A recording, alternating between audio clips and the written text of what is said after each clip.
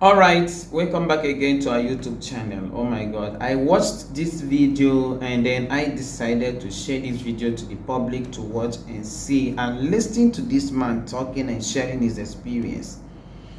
I think almost African countries need to watch this video and hear what this man has to say. I'm not being biased now, nothing of being biased. I'm not saying because he's P2B, he's from Igbo or something like that, but let us listen to this man and hear him speak. People are saying all eyes on judiciary, but actually all eyes should be on judiciary now. Is there any plan, like 10 years plan for economic growth in Africa? Let us not talk about Nigeria, a country, but the continent entirely. Is there anything like 10 years planning for economic growth in Africa generally? I think there is none. And this is the more reason we should listen to this man. All eyes should be on judiciary. If there is anything that will make judiciary to say anything contrary to what the public are expecting, I think there is going to be a problem. We are not praying for that, but the judiciary should better do the right thing. Please kindly watch this video and don't forget to share this video. It's important to share this video because everyone living need to hear what this man is saying. Don't forget to share, like, and comment. Thank you. That year, I had always done courses in various schools. Every year, I spent at least a week. Usually it's 2 weeks, 3 weeks in school. That's taking me to Harvard, to Columbia, Oxford, Cambridge. I've been to all of them. That year, I was going to Kellogg Graduate School to do a program that was for 6 weeks. So in June that year, I went to Kellogg. The man who founded Kellogg Graduate School, Professor Dean Jacob, it was his last year. He founded the school in 1957. 2001 was the last year he taught and retired. And he took us on what they call global economy.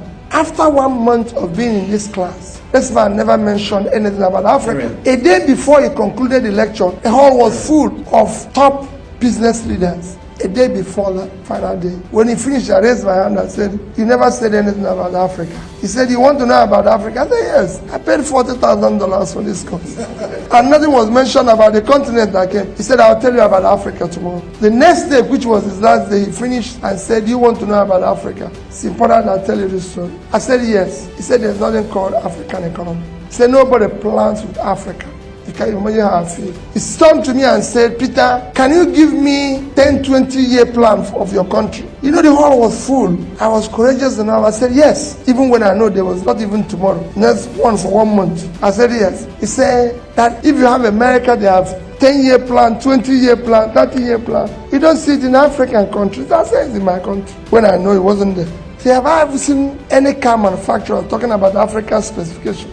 They have European specification, Gulf specification, Asian specification, American specification. You know why? Nobody plans with Africa. He said, "Join me for lunch." So I joined him for lunch. After lunch, he said, "Let's take a walk by Lake Michigan." As we were starting the walk, he said to me, "Do you have any of your country's currency?" This was 2001. The highest denomination was 100 naira. I brought it out. I gave it. He said, "How much is it?" I said, 100 naira. He brought out $100. He said to me, "Which of these two currencies do you prefer?" I told him dollar. He said, "Why?" I told him that it's 100 naira to $1. So his own is 10,000 naira. My own is 100 naira. So he said I should keep his dollar and take my naira. Took my naira. So he gave me $100 for 100 naira.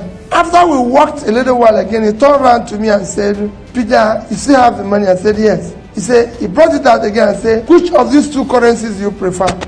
I told him $100. He said, "Why?" I told him about the rates again. So okay, you keep it, I'll keep your money. He said, "Let's sit down." We sat down.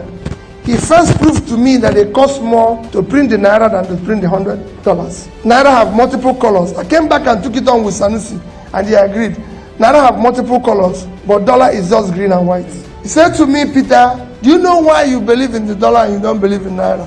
I answered him again. He said, "No, it's the amount of faith you have in your country. You don't have faith in your country. It's not about rates. You don't have faith in your country. Economy is driven by faith, nothing else. Anybody who tells, I've been teaching this for several years now, is faith, it's hope. That is what those plans I'm talking to is all about. 10 years, 20 years, is hope. Nobody's sure what is going to happen in 10 years. But countries do give their people hope. But there's a sense of hopelessness in your place. That's why you prefer this currency. I've served on various boards and various committees and everything. And he went on and on to tell me about his life. And he convinced me that Japanese people keep their money in yen, not the rates. Chinese in Chinese yuan. Malaysians, Malaysian ringgit. Singapore in Singaporean dollars. He went on, then there was no euro. He told me Italians, which their rate was worse, keep it Italian ruler. Germans in marks, everybody did. But the Africans don't keep it because they don't have faith in their continent. So they give it to the dollar and make the dollar stronger because they prefer to put their money here and build in America. Now he is the lecturer. He drives S-Class. The wife is the lecturer. He drives the Lexus. The daughter is the lecturer. He drives the Lexus. The lecturers in your place don't drive such cars. They don't live such life. And they said to me, can I ask you for a favor? Just to tell you a story. I said, yes. He said, go back to your country and participate in building public wealth. Public wealth enriches everybody. Individual wealth impoverishes everybody. All of you want to make private money. It does not enrich anybody.